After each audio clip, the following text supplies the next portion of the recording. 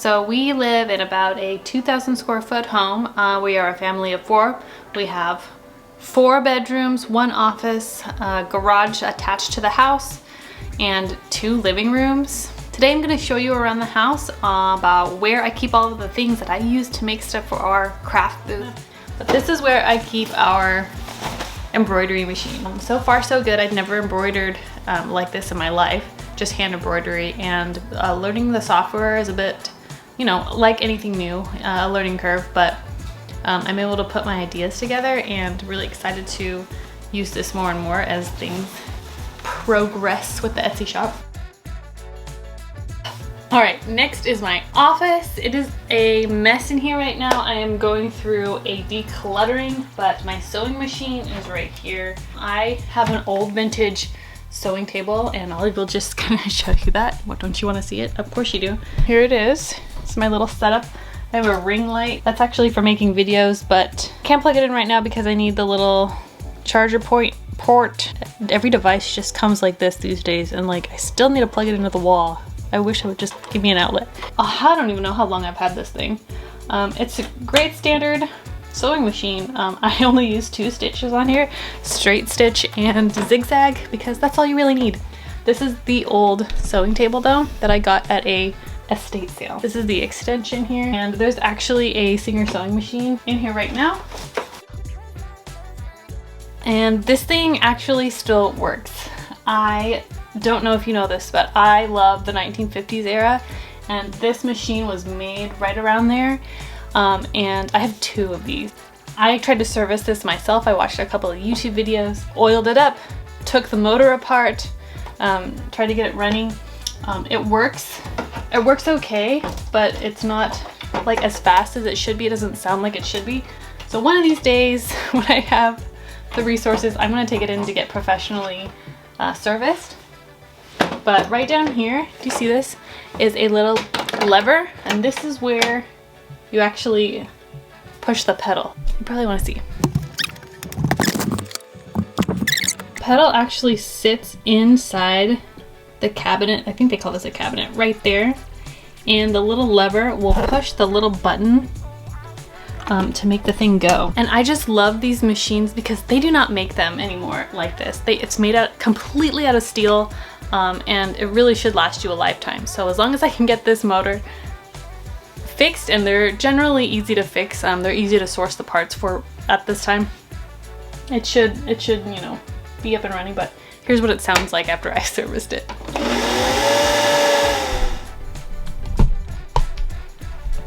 This is my desk. My laptop usually sits right here, and I plug everything in, but it's usually a crazy mess. This is pretty clean right now, and that's because my kids like to come in here and put stuff on my desk. I feel like every time I try to sit down to get any kind of work done, like half of my work time is spent cleaning up the kids' mess. So I have been really trying my best. I'm gonna put my sewing machine away. I've been really trying my best to clean this place up. We've only lived in here for about a year, and I don't know if you know anything about moving houses, but they say it usually takes about a year to move in. I feel like I should be there by now, but I'm not. And then when I'm not using the original sewing machine that comes with the cabinet, I have this glass cutting mat thingy, and then a regular sewing mat cutting mat. Regular sewing cutting mat, okay. And then I put this back on top, and then that becomes my workstation. And here's a little teacup if anyone would like some tea. Remnants of my children. So anyway, I'm always finding these little things all over my workstation.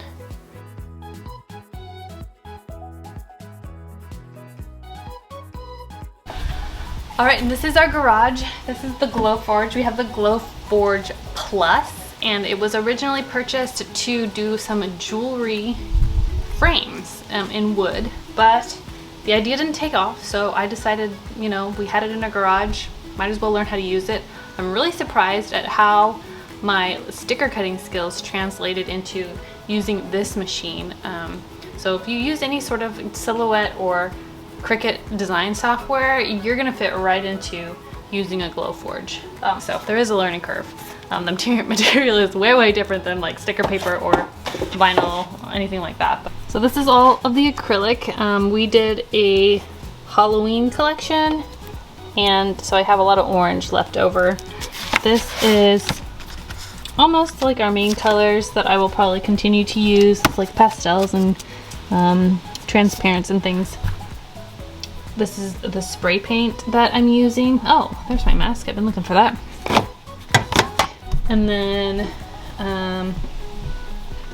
I've got my printer set up over here, my Cricut over here. I don't use this much anymore, but this is actually, I would say, the machine that started it all. So Nick got me the Cricut for a baby shower present. Like, we were having a baby shower for our first child, and he was kind of thinking, well, you know, the baby's gonna get a whole bunch of presents, does he should get a present? And he got me that. To be honest, I would have never bought that for myself, and because he bought that for me, I, you know, decided to learn how to use it, and all the skills that I learned using that translated into me using the Glowforge. So it's kind of cool how just like over time, as you get older, all of your skills sort of stack up on top of each other, and learning the next thing just becomes all that much easier. And it is such a beautiful day. It rained yesterday, and I always love the day after the rain because everything just looks like so fresh. So I had the garage door open, and I'm looking out at the flowers, and it's just right out to the street. We live in a suburban area, so it's not like I have this amazing view. It's just like other people's houses, but it still looks really nice outside. If you have any other questions about our shop, how we do things, how I'm able to run the Etsy shop, be a mom of two, do the household thing, like figure it all out, let me know in the comments. A big win for me this month was getting a hold on the laundry. So I watched, I think her name is The Minimal Mom, and she had a suggestion of how she organizes her laundry in like one load size baskets. And so I went to Target and I got some baskets that were like $8 each. I'm gonna go grab one. All right, I think I said they were $8 each. What I meant was they were $2 each, and I got 4 of them, so I spent $8. It's just this size of laundry. So now these all sit on top of my laundry basket, or top of my washer and dryer.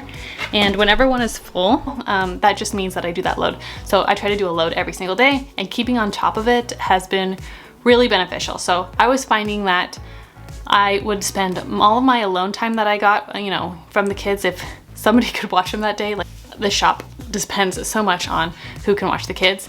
And I was noticing that every time I got a moment alone, I was spending it cleaning the house. And that would just eat into my working time, right? So I am really diligent about making sure the chores get done now. And even if I don't want to do a load of laundry, my motivating factor is that, like, if I get this done and I get a spare moment of time, I don't have to spend it putting the laundry away. So that was like, it's the little things, right? But just goes to show that you need a good why to change your habits. So that was my good why for changing my habits. It's been working out pretty well. I'm excited to like take that mindset with me throughout the house and do other chores too. So just a little tip for you moms out there trying to do Etsy and like wondering, how am I gonna do everything all at once? You really need to kind of become a new person to become the person that you want to be, if that makes any sense. So hope that helps you figure out like the things that you need to tackle. But that was definitely like eating into my productivity time, and I am starting to overcome that, and I'm really excited about it because now I'm actually able to do so much with my time with the very little time that I have. So all right, I hope you found that interesting. If you haven't checked out our story and how we lost all of our followers and how we're starting from scratch, definitely go check that out. I'm learning how to make bread too as a stay-at-home mom on top of all of this, and this one has turned out pretty well. This is my 3rd attempt, just to let you know, nothing ever comes out right the first time. Oh my gosh, you should have seen my lumpy bread that I had, what was it, 2 weeks ago? But just keep trying, don't give up. Allow yourself to fail the first time because you probably will, but that's okay. Just keep going. You're gonna learn so much as you get better and better at things. Anything else inspiring to say? I think the biggest takeaway for me right now at this point in our journey is that, okay, getting serious for a second. Sometimes I get lost in the day-to-day and I feel like nothing is working. Camera's going down. I feel like nothing is working. But you just gotta push through it. And lately I have just been realizing that everything is working. It's chaotic, it's hard, it's a lot of fun when you look back on it. I am not gonna remember like how stressed out I was, you know, trying to make everything work, but I'm going to be able to look back and be like, whoa, we did it. So right now I'm hitting my minimum income goals for our shop. This is gonna be the 3rd consecutive month where I hit my income goal, and I'm just really excited about that because Q4 is up ahead, and that only means good things for us because Q4 should be our like our biggest season just in the space that we're in with jewelry. I think like Christmas and Valentine's Day are generally like really popular times of the year for jewelry to do well. But so I'm really excited. So being a stay-at-home mom, running an Etsy shop definitely wasn't what I thought it was going to be, but it's really awesome to kind of just realize what it actually is and what I'm able to do. So that is spending more time with my kids, you know, being the one that is there for them, and also being able to make enough of an income to like help sustain the family, to allow me to do this. What I didn't want to do is I didn't want to be working to pay somebody else to watch my kids. That just didn't make sense to me. So being able to make an income and watch my kids at the same time, total game changer. Don't ever let anyone tell you that you can't do it. It's probably not going to be the way that you think it is, but you can do it. So I will leave you with that. Check out some other videos, try to pop them in here if I can figure out the technology. And I'm so excited to show you what's next. Bye. I need a new tripod. And whenever one is full, let's see, my earring crooked. Okay. Let's see what else.